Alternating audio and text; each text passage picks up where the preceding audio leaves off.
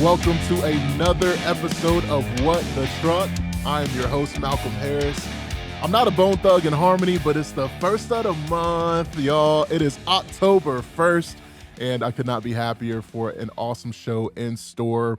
First off, we're going to have Michael Hain, Director of Product Marketing from Descartes, join us, as well as my good friend, Tyler Montgomery, Chief Commercial Officer at Scout Freight here in Chattanooga and Freight Alley, talking all with us. And I'm super excited.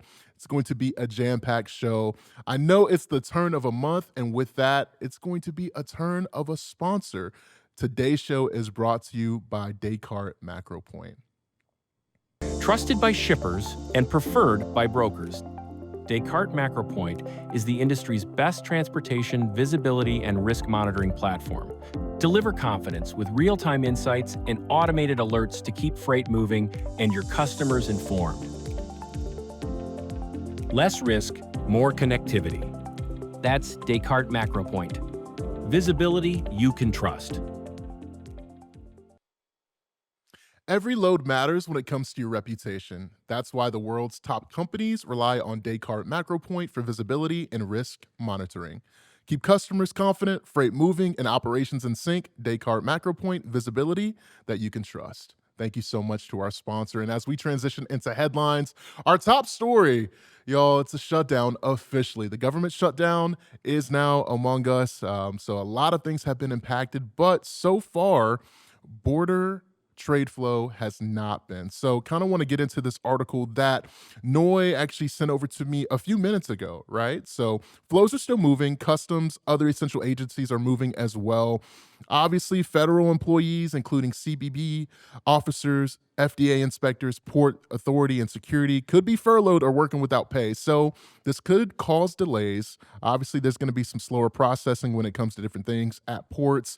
Delays, time-critical shipments, and other things could be delayed. So that is something to definitely look out for as well. As we have more insight from our writers, we'll be sure to get stories posted promptly for you to review, to get to your customers, clients, and what have you on our website, FreightWaves.com. Looking at the next story, I saw this and I thought it was pretty cool. We're going to hop into AI real briefly. OA is actually hopping into AI and trucking. It's very similar to what we've had on the show previously with things like Repower, but this is a startup using some of the oldest problems in the industry, right? When it comes to empty miles. You know, we all talk about it. There's lost revenue for carriers, wasted costs for shippers.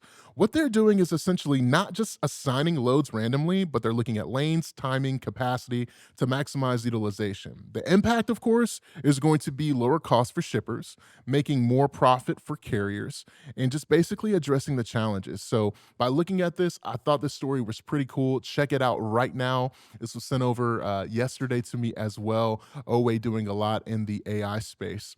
Now, next week, we're going to have a special guest that's really going to dive in this with me. Love this guy a lot. And we're going to talk about California and clean fuel, as well as the fleet rules. So as we know, California has been the tip of the spear when it comes to zero emission trucking, right? There's a significant, interest in this because those that were, involved in this when it comes to EV adoption, at the ports, without this, there's really no timeline for electrification, right? So things are a lot fuzzier. Fleets are starting to plan more purchases in terms of EV. So definitely going to get into this a lot next week. And his name is Matt. Some of you know, I'm going to kind of leave that carrot nugget there just for you guys. Looking at some surcharges now between FedEx as well as UPS, looking at parcel, right? Peak season, it's among us. We are here as we speak, and the timing could be more critical when it comes to holiday shopping around the corner. These aren't just minor fees. I mean, it's really dependent on the shipper profile. They can add up fast. FedEx and UPS, they've really always counted on customers to eat these charges, but the landscape is changing. So this article I thought was really cool, and definitely would want for you to check it out. Looking at the international landscape very, very briefly, China maritime dispute, this was happening.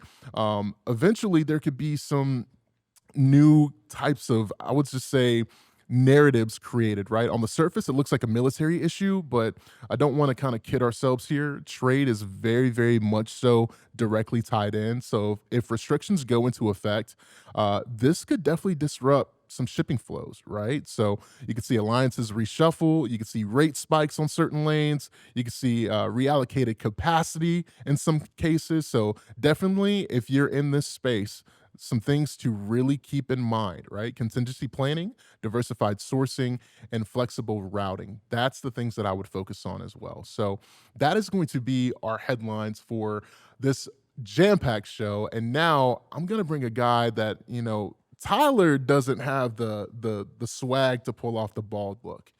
But this guy that I'm speaking with has all the swag in the world. Mr. Mike Hain. Mike, how are you, sir? Hey, Malcolm. I'm great, man. How are you doing? Good to see Oh, you. it's good to see you too, man. I'm super excited about this conversation. Again, I know we had a wonderful pre-call, and I couldn't be happier to have you on the show. And as our presenting sponsor as well, thank you so much for everything that Descartes MacroPoint is doing, and for you just being here. I really appreciate it. Yeah, thanks for having me. It's a great pleasure. Just don't ask me about my favorite Atlanta rappers. That's not my area of expertise. I'm a transplant, but yeah, if you want to talk about marching band stuff, both my girls were in marching band. You were in a marching band, right? I was Both in of them? marching band. You done your Yeah, homework, that's so right. I was. Yeah, I looked you up a little bit. So anyway, but yeah, my daughter did a UGA marching band when they won the Natties. She was in the pit. So yeah. So that's Man, I'm cool. jealous. I could talk to you about 45 minutes just on that alone. See, this is why I was like, man, we gotta stay focused because I know Got a us. lot to And go through, got a lot to go through. And yeah, I see you've been going to my barber. So he hit you with the good trim. It's all good, man. All it's right, all so good. let's get It is. started here. We got a lot to get through, Malcolm. Come on. We do. No, I appreciate you making me laugh up here. I might need some water. You spend a lot of time in the industry, right? From consulting to doing different things, and now in your current role in product marketing at Descartes. Walk us through what's kept you around so long. I mean, I've stayed and kind of been hooked in as well, but what's kept you kind of anchored Yeah, in the industry? I mean, with a lot of people, especially my time, so I came in the 90s, and a lot of people kind of just kind of fell backwards, maybe let's say, into supply chain. So that was it for me. I got a job at a software provider that was implementing routing and scheduling to route trash trucks, and I thought I would do it for like a summer, and I started traveling around the country routing trash trucks, and I stayed with that company for about 7 years, doing consulting, doing a lot of different things. But supply chain is interesting, and transportation, because it's always different problems. There's always something new. I got to work for like a chocolate manufacturer, work for a chemicals company, right? Work for a 3PL. So you get, as a consultant and all this stuff, you get all these different jobs, and it's always something new, but supply chain is always there, right? So it's kind of the same things rear up their head. So I love solving problems and all that. And then I moved into sales and marketing to kind of help with go-to-market strategy, leveraging all my knowledge I've built up over the years. So it's a good place to be in. I don't carry a bag anymore selling. I let the younger folks do that, but it's cool to be in the kind of the strategy part of that stuff in transportation now. Definitely. You've seen so much, right? And kind of to your point, you've been kind of everywhere, whether it's, again, business development, product strategy. Now, how does this mix of perspectives and things you've seen, how does it kind of shape the approach with things specifically like the benchmark that we're going to get into in a few seconds? Yeah, yeah, yeah, yeah. So coming at it, I've seen things. I lived a lot in the shipper world and Yeah. understanding what they're looking for when they're looking for a partner, a broker, a carrier, whatever it might be. I've been through a lot of the different cycles, the ups and downs, capacity crunches, loose markets. And with Descartes, we do a lot with every type of different type of entity, right? So we've got shippers, BCOs, carriers, brokers, freight forwarders, all that. So my background and having been in those worlds, having run bids, having done network designs, having implemented routing and scheduling, I can kind of bring the different perspectives from all the different parties involved, right? And that's what we try to do with this benchmark study as well. Is I know we're going to get a lot of shippers that want to read this, but we're also going to get a lot of brokers, right? They want to understand what the shippers are thinking about, what's on their plans for the next 2 years, and vice versa. So trying to make this benchmark study have nuggets, for everyone that's part of a global supply chain and domestic supply chains as well. Now, for those that may not know, because you kind of brought me up to speed a couple of weeks ago when it came to the benchmark, why is it such a valuable resource for shippers, carriers, and really professionals as a whole?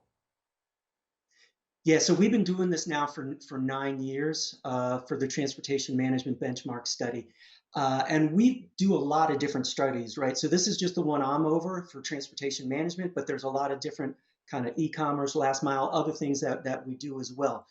And so what we're trying to do is for our own selves is, get a tap into our customers, their customers, what's on their minds, where are they investing over the next couple of years, what are their challenges, what are the trends that they're facing. So it helps us kind of get a broader view of the market, not just what we're hearing from our customers and prospects, but also then be that have that as a resource, right, and open that up to folks like yourself or anyone else that wants to get a handle on what's going on. And so, we think it's a service we can do for the industry to do this type of study. But it's also, we get a lot of insights for our own strategies and forecasts as well. Now, Mike, you've been doing benchmarking for a very long time. I mean, you've done it multiple roles. I mean, your time at DAT. How has this practice of measuring and comparing performance, how has it evolved over the years? Obviously, there's a technology component to it as well, but how has this evolved based off of your seat and where you've been? Yeah, so there's two different things. So I'll start first with like survey type of benchmarking, which is what this is. So what we did here. So I mean, what's the most thing that's evolved over time is people being more willing to open up and talk about their own companies and share their data, right, for the prospect of getting more valuable information back. When I started, back in the 90s, and at Chainalytics, we were doing benchmarking of freight rates and things like that. You really had to convince people to like, hey, turn this data over to us. We will be good stewards of it, right? And that, so it was much. You're able to get people to turn over data, I guess, a lot more freely now than you used to be able to with cloud computing, e-commerce, right? All this stuff, integrations, data is just everywhere now. So that's one of the biggest thing. Specifically for this benchmark study, we brought in an outside research firm, Sapio. So we're broadening it besides just our own customer data base, right, into just over 600 different types of companies globally now. So it's not just our own kind of echo chamber of our own customers anymore. So that's been one of the biggest changes of this benchmark. I mean, as far as like rate benchmarking and other things go, I mean, there's so many things out there now, but just the amount of data is huge now, and where you get that data from, uh, but also the fidelity that you're able to get down to for some of these different things now.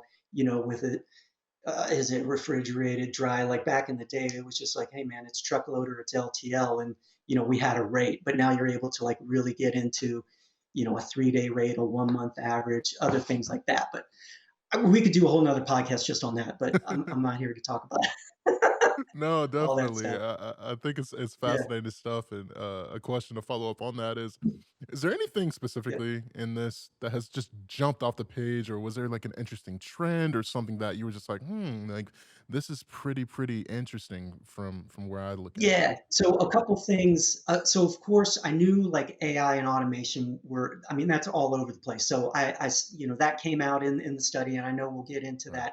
that. So that didn't surprise me.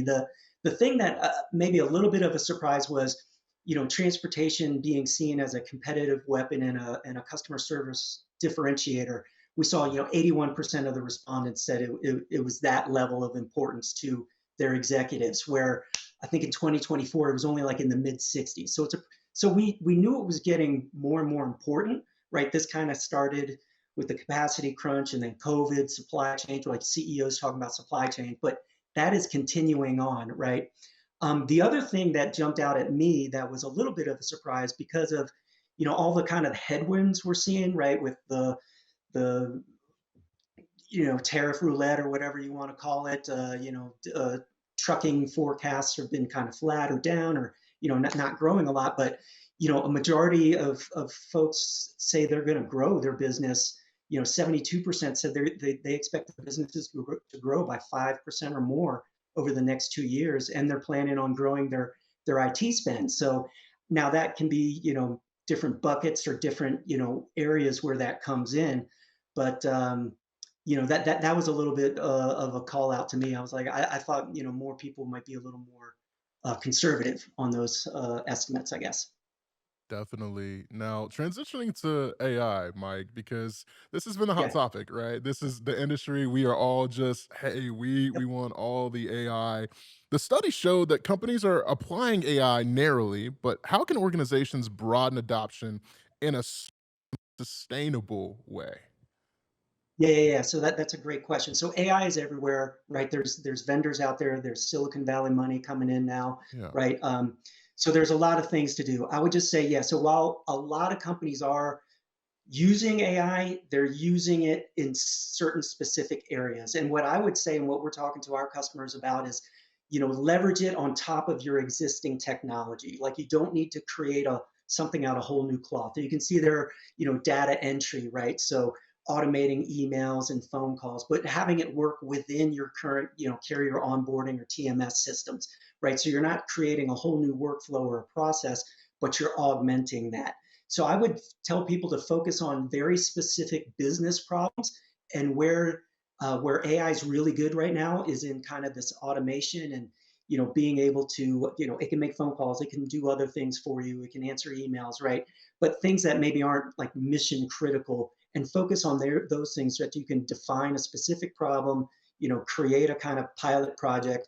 And the other thing would be talk to your current vendors. Like everyone is out there creating their AI agents to do that. So we're talking to our customers right now, if they're using our Aljex TMS or MacroPoint, right?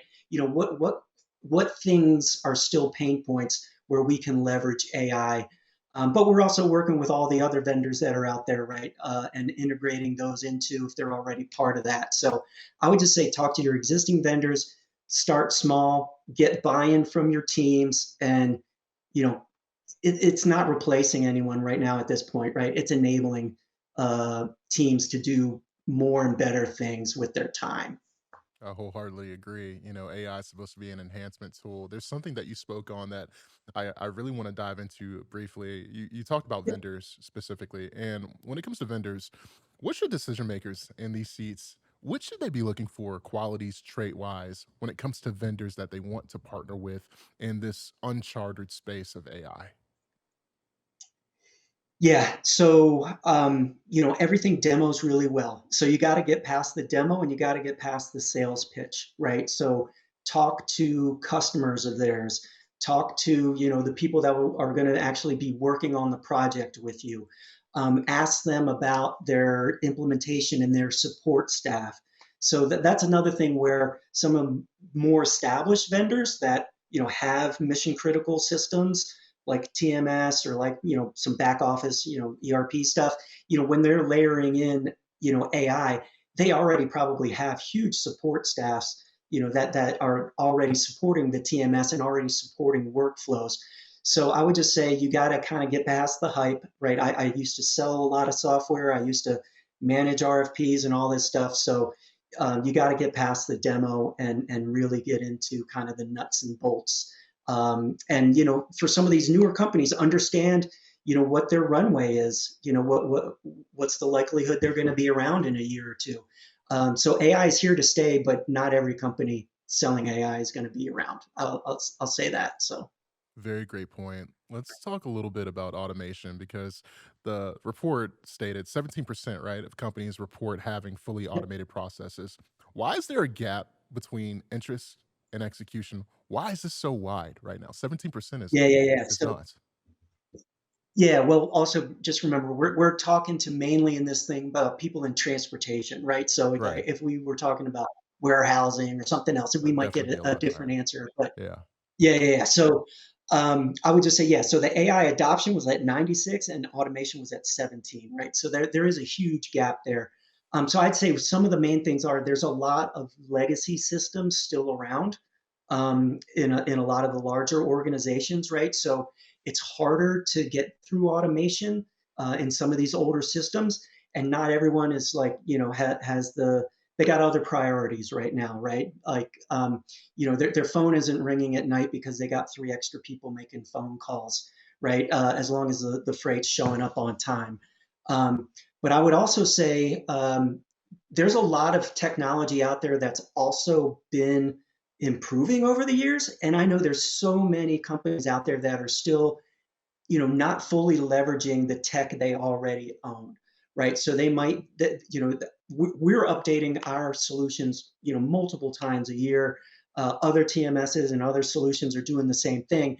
And if you've created your workflows and your processes around something you bought 8 years ago, you might not be using it to its full extent, any longer. So folks should be looking at their current tech stack, talking to their vendors, understanding, am I using this to the best of the capabilities? Have I taken advantage of every capability that's come up in the last few years? So they might be sitting on automation and don't even know it, right? That wouldn't even require investing in anything new. That is such a good point. You definitely have to look internally to see like the resources that can already be used before making these Yep. critical decisions that I mean it could shift the P&L at any time. And I completely get that. Yep. There's something that we talked about on a couple of shows ago. And obviously it was about cargo theft and it was travelers and just Yep. looking at theft in the landscape, I think, I mean, I know, I mean, there's solutions, right, that Descartes provides, MyCarrierPortal, MacroPoint, Mhm. FreightGuard. How are these helping companies combat these risks before they turn into these costly things that you might not be able to come back from? Right. Yeah. So with we acquired My Carrier Portal last year, so that's been great for onboarding, vetting, and monitoring carriers. And we've been integrating that within MacroPoint, right? So we now have MacroPoint FraudGuard, which so on the front end, are they a valid company? We do all the standard things that everyone else does in this space, right? The FMCSA checks. Do they have changes? But we're also checking their insurance, right? We're even checking, is the insurance provider valid? There's other things we're doing with like real time, geolocated VIN validation within my carrier portal. And we can also tie in MacroPoint tracking history. So not just, hey, are these guys valid on FMCSA, but have they hauled any loads lately? I mean, like MacroPoint's pretty ubiquitous. A lot. If someone hasn't hauled anything on MacroPoint in the recent history, that might be an opportunity to do some deeper digging. So we have a lot of tracking data and compliance data.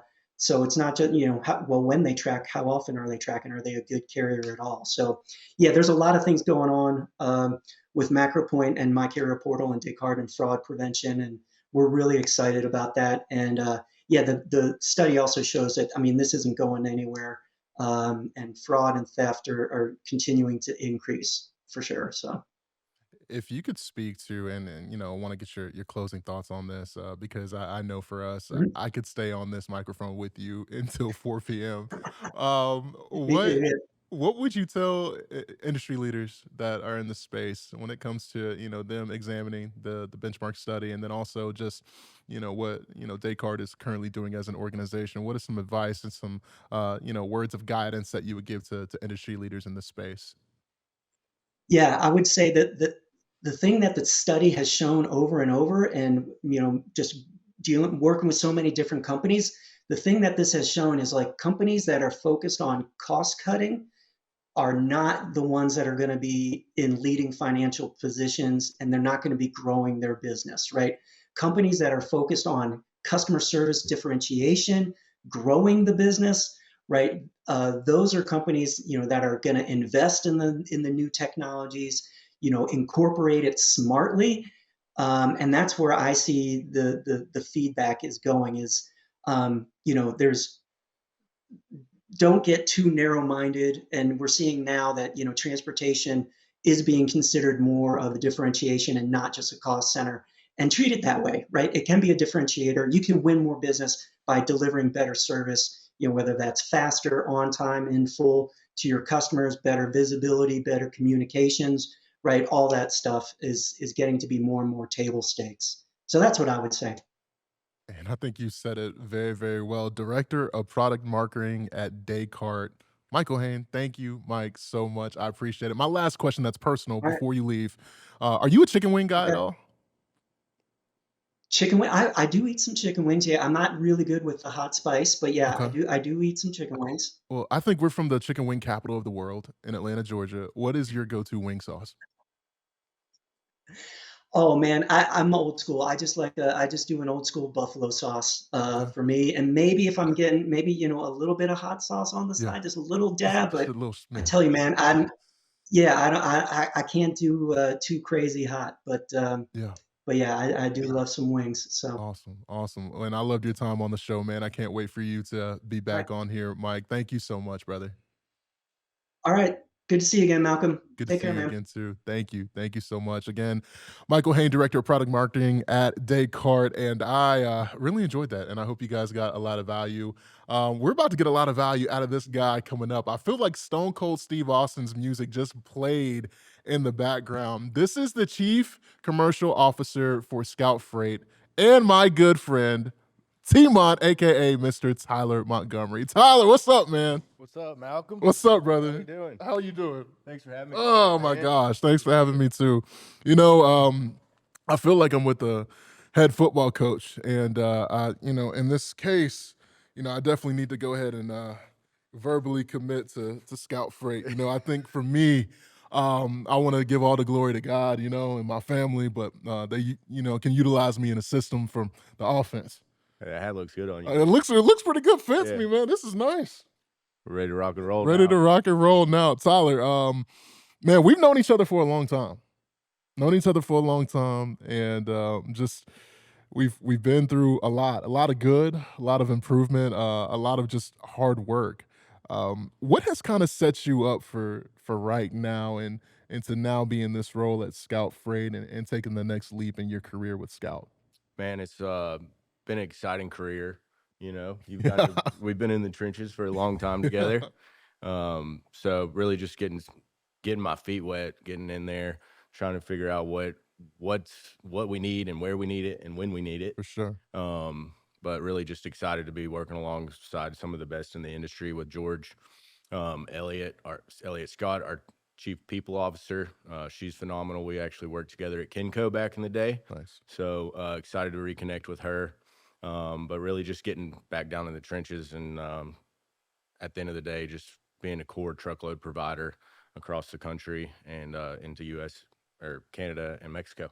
What excites you most? Because you're full of energy, and if once you do something, like, you're committed to it. Yeah. What excites you the most just about this opportunity and the company and the direction it's heading in? Um, I mean, I get to be at the intersection of carrier sales, Yeah, customer sales, yeah, our internal teams, really matching everything up together so that it flows consistently. And at the end of the day, we want to continuously improve. So what really excites me is, like I just said a minute ago, working alongside of some of the best in the industry, getting to learn new things from a managed trans side of the business. We've got a few other things up our sleeves that we're excited to announce here in the upcoming few months.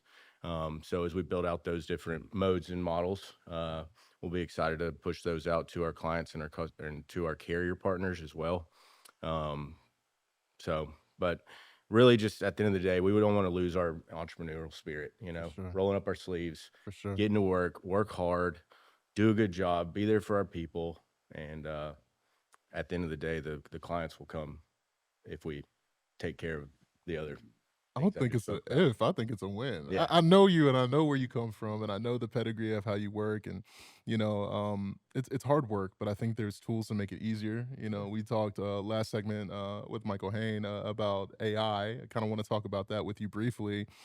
Is there any, obviously need to integrate and leverage these tools to your point, it's about customer experience, Yeah. to improve customer experience and what you're doing at Scout? Well, we are young. We're a couple months old. Yeah, So we're still getting our feet wet on like I just said a minute ago, what we need and where we need it and when we need it. yeah, So understanding, we are partnering with a few AI companies already, um, but really understanding case studies from their other partners or people that they're working with, for sure. what is working, what's not working, and then understanding when we need to implement it to help our operations teams, our Definitely. sales teams, and then all of our administrative teams, whether it's POD collection, carrier sales calls, automating bids through AVRL or Bitfreighter. And then obviously there's a lot of other AI technology coming out that I'm sure we'll get into from the carrier side of things that um, are bringing a lot of value to the industry, Yeah. but also really changing how things have gone for you and I back to, in 2014 to 2016, you're just booking trucks and Bam, bam, bam, bam, bam. throwing freight on the board, and you're not thinking about tracking and visibility and all the other 30 different things that you got to have for Yeah. one single load nowadays. So we don't want to bolt on too many AI tools or too many tools in general on the front end to bog us down. So really just trying to keep it simple on the front end so that we can understand what we need and when we need it. Something that I thought was really cool that you've always done. You've always been a man of the people and a man of truckers, right? Yeah. Carriers. Like it was just National Trucker Appreciation Week a couple of weeks ago. How have you kept these relationships with carriers so strong? And the people that work with you and around you, I've noticed they treat drivers respectful as well. Like, Yeah. where does that come from? It comes from my grandfather. I actually grew up in a car seat in a flatbed with my grandfather. He worked at Lesco, right there where Lee Smith and Link is now. Okay. Okay. He was VP of sales there, so I did a lot of changing mud flaps and changing the oil and Yeah. being under a truck, and I'd even got to get in the truck and we'd go pick up at Siskin Steel, Maytag, a couple places around town, and haul throughout the Southeast, a lot down into Birmingham, up to Nashville and stuff. For me, it's my blood, it's my roots. My grandfather is like, if you go look at my LinkedIn bio, it just says I'm following my grandfather's footsteps. That's all it says. Wow. And he absolutely means the world to me, or he did, and he still does. Obviously, he's um, long gone now, but really it stems back to him and seeing how he treated people, whether it was the janitor, it was the CEO, Yeah. or his coworker, his VP, or whatever. They all were treated the same, and I've just taken that with me in life. No matter if it's talking to you, talking to somebody on the street, Yeah. it's just that Southern attitude that I've tried to bring with me wherever I go and whatever I'm doing, whether it's sports or life, family, work, 100%. all of it. So, Well, I just here to tell you, he would be proud of his yeah. grandson. Well, the truckers are the biggest part of what we do. Like there's so much freight spend out there, Yeah.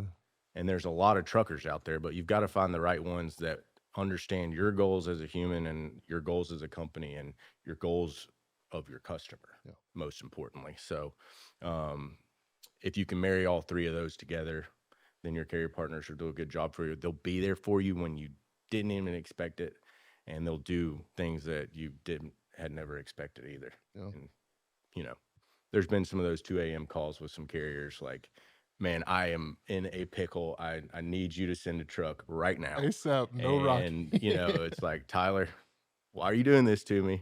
But we got you. So just being able to have those guys in your back pocket Yeah. for when you need them is huge. We've been in Freight Alley for a long time. Yeah. Chattanooga. I mean, this is our backyard. We're never going anywhere. I went somewhere briefly and I came right back. And how does this ecosystem, right? How does it influence what you're doing in terms of the company as well as just, opportunity here in this space? Yeah. I've always been like entrepreneurial, Yeah. And in this business, you really get to, I guess, exemplify those capabilities if that's what you're chasing or what you have Yeah. under the hood. So, for me, just growing this thing out the right way, doing it, having patience. Yeah. The system here in town, and you can throw a rock to about 20 brokerages from another brokerage floor. We're all cousins. We're all cousins. We've all worked together in some sense, Yeah. some sorts.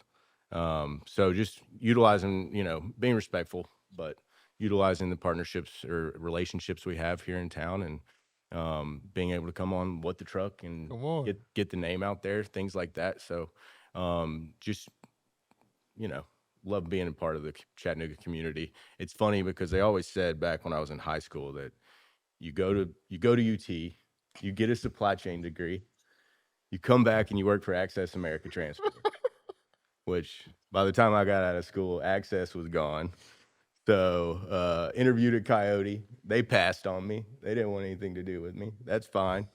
So, ended up at Steam for almost 5 years of my Yeah. career, Yeah, man. and it's funny how it all came full circle. I ended up back at the AAT, crew for a while, and, those guys did so much for me. I've learned a lot at, Steam, and, really gracious for my time there. Same. So we spent a lot of time in the trenches putting desks together, no, like, literally building that building over there, Yeah. with all the other, leaders too. So, uh, the Chattanooga community is awesome. It is. Thankful to be here, and, Chicago, good luck, but you're never catching us. I put that out the other day, and I was like, "Man, like, Chicago is so-called afraid out." I just don't believe that, and I understand just per capita, like, it is, but it's Yeah, just this town is built around yeah, logistics, you know? And to your point, yeah, I mean, we as I was trying not to keep laughing, and I probably made that audio sound terrible, but, literally, you go to UT, you get a supply chain degree, you come back, you work at Access, and, we literally had the same story. yeah. Like, all of it, like, and no, I resonate with it, and, I'm proud of you and proud to know what's on the horizon, and speaking of what's on the horizon, tell, our listeners, this time next year, 2 years, 3 years, 5 years, what can they expect from Scout in terms of what the impact is gonna be not only on the city, but really in the space here in logistics? Yeah. Well, we've got an office downtown Chattanooga, and we have one in Dalton, Georgia. So we're really excited to tap into that Dalton market Yeah. over the next 5 years. I mean, we're going to be a agile freight brokerage, and we're not going to put things into a box and say this is the box that you're going to be in, and this is what the box you're going to stay in, and this is where you're going to have to sit. We're going to, have some. I like to call it being a cowboy. So if a little bit of a hybrid model, and if a certain customer needs help in a Yeah. certain realm, whether it's more operations support or more carrier sales support or more administrative support, we're going to do whatever is needed for those customers. So we'll put customers more or less into buckets on what they need, and then utilize our teams around them. So over the next 5 years, I mean, of course, we hope to add some additional modes. Yeah. Obviously, get into Mexico, and then really just do a good job and be honest and transparent with our customers. At the end of the day, there's a lot of noise in the industry right now, Definitely. and we just want to simplify things and keep it simple I at the love end of that. the day, because like we went back to saying, all the AI and all the different tools, you kind of get lost. You can get lost in the sauce right now if you're not careful. So just being a core truckload provider, with our LTL offerings, air, and then hopefully one day we can get into the ocean side of things. So Definitely. Now, both of us, we have this in common, and we worked really hard, right, to get to where we're at. But there's somebody that's gonna eventually surpass what we've done. yeah, There's some guy at UT that's playing Madden right now. There's somebody that's gonna be at Cool Beans later. What is your advice to that person, having gone through the things you've gone through to get to this point? I mean, what is your advice to that student that wants to be Tyler Montgomery and in your shoes one day? yeah. Be patient. Yeah. Like, enjoy the grind. Yeah. Don't get too in front of your skis about it, because at the end of the day, life's life, and if you're always in a hurry, then you're just gonna hurry your life away. Yeah. And I've really come to grips with not hurrying as much Yeah. and just being in the moment. Enjoy the Madden and enjoy the Cool Beans while you can, It because goes away. it goes away, and you're grinding after that. Oh, yeah. But really, just sink your teeth in, Yeah. give it 2 years, um, and work hard. Like, Yeah. ask as many questions as you can. Yeah. Work harder than you ever thought you could work. Push yourself, and if you push yourself, good things will happen. So Definitely. I have no secret sauce besides extreme work ethic, Yeah. and you've Same. seen it. It's Same. not. It's early mornings, it's late nights, and if you can grow it out, and then you can get to a point where you're not having to be early mornings and late nights. Yeah. But for myself, it's really the grind is what I chase, and building something special at Scout is what I'm so excited about. So Yeah. the build is what really gets me going at the end of the day. Definitely. So. I know with that build, there has been a what the truck moment. And I do this for almost 100% of all my segments with guests. So, what has been the what the truck moment where you're just like, man, like, oh, this is a lot. I'm not even gonna lie to you. Well, it's been an interesting first month. I've had a lot of actually personal things going on. So it's been I guess there wasn't like really a what the truck moment. It was more of a, well, it was a what the truck moment, but it was a feeling of gratitude towards Scout and my new leadership, and with my new team like Jordan McKinney, Luke Grant, Michael Camp, David Bramlett. They're all phenomenal. They've welcomed me with open arms. Awesome. And I think that was really when I got in there. They were so fired up to have me there. Yeah. And like Jordan had a sales call set up my second day, and we got on that and we landed that one. And then I get out of that call, and my other new guy, Luke, he's got an issue down in Dalton. So he goes, we got to get in the truck. We got to get down there. So I get down there, and we've got this piece that he had bid at $3,100 from Dalton, Georgia to Texas, Dallas, Texas. Okay. It was 15 foot tall. And we had, so, and I probably should be sharing this, but it was funny.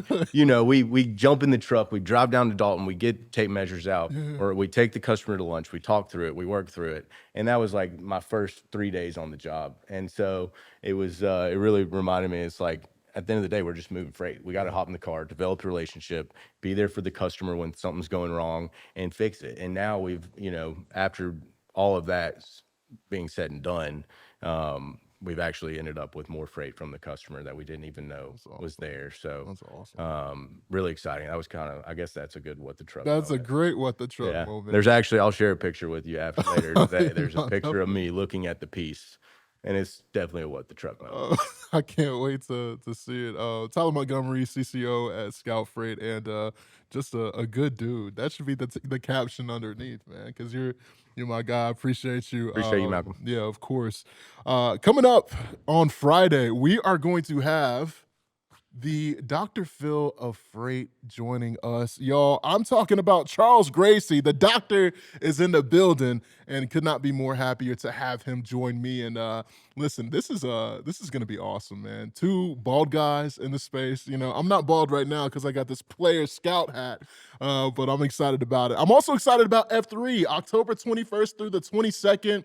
We are still running promos right now. Make sure you are at the Future of Freight Festival. You would be an idiot if you are not. This is going to be the biggest conference in Chattanooga this year. So much is going to be happening. So much is in store. What more could you ask for? Y'all, we're going to have a great show coming up again on Friday. The Dr. Phil of Freight, Charles Gracie. I am your host, Malcolm Harris. That has been another awesome episode of What the Truck. Mike Hain, Tyler Montgomery, thank you guys so much. I'll see you on Friday. Peace and love.